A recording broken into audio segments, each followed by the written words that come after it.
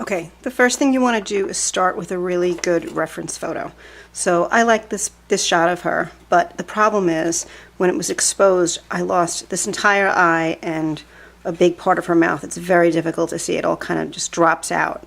And actually part of this drops out too. So I liked her expression here, but I lost some of the detail. So I'm using this as my base photo that I'm going to structure her face on. But what I did was I put this in Photoshop and I lightened it using the adjustments levels.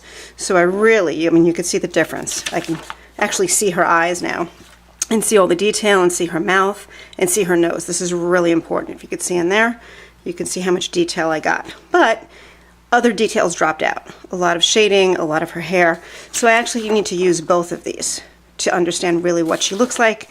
And then I took this shot, which is a little insane. This eye looks about 5 times bigger than that eye, but it has great detail and you can see every little piece of fur on her face and the nose and her chin.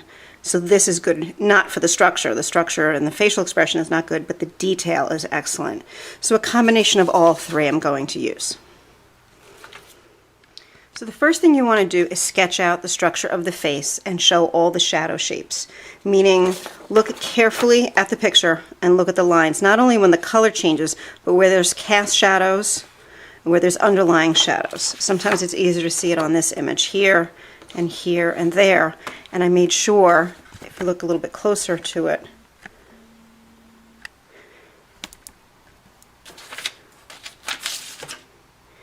you can see that I have very accurately drawn the eye. The eyes were a little bit difficult. Now, if this is not done well and accurately, I can tell you no amount of shading or drawing ability is going to make it look any better. So the structure of your drawing, whether it's a human or a dog or a different type of animal, the drawing has to be very, very accurate. It's kind of like getting your nails done. If the underlying nail is not good, if it's rough, if they didn't sand it correctly, no amount of nail polish on top is going to make it look good. It's the same thing. Make sure the drawing is perfect before you proceed. Most people want to jump into the shading part, and with my students, that's kind of what they want to do. And I kind of have to pull them back and remind them that the structure has to be perfect before you move on. At this point, I'm using a 2H pencil. It's very light because I want to keep it light for a while and then move on to it being a little heavier a little bit later. And whenever you're drawing fur, always make sure that you're going in the direction of the fur. That's a mistake sometimes people make. Look very carefully and see how the hair or the fur is flowing on the body, and always go in that direction and keep it nice and light. And definitely keep your pencil very, very sharp. You'll do a lot of sharpening like this. I'm looking carefully at the pictures to see how the hair is flowing, how dark it is. The spots, there's a lot of detail in here that I'm trying to get. So that's what I'm going to be working on for the next couple of minutes.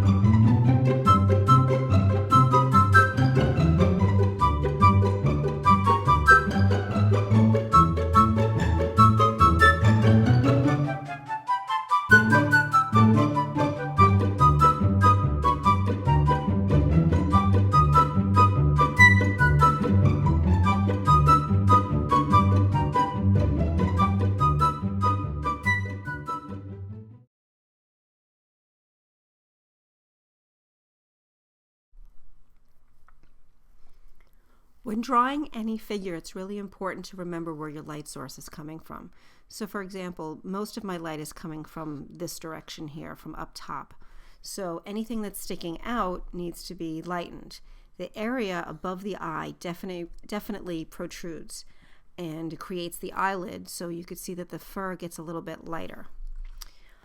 In addition to that, if you look carefully at the ear is definitely three-dimensional. You could see this ridge right along here. I'm just going to highlight it for you for a second.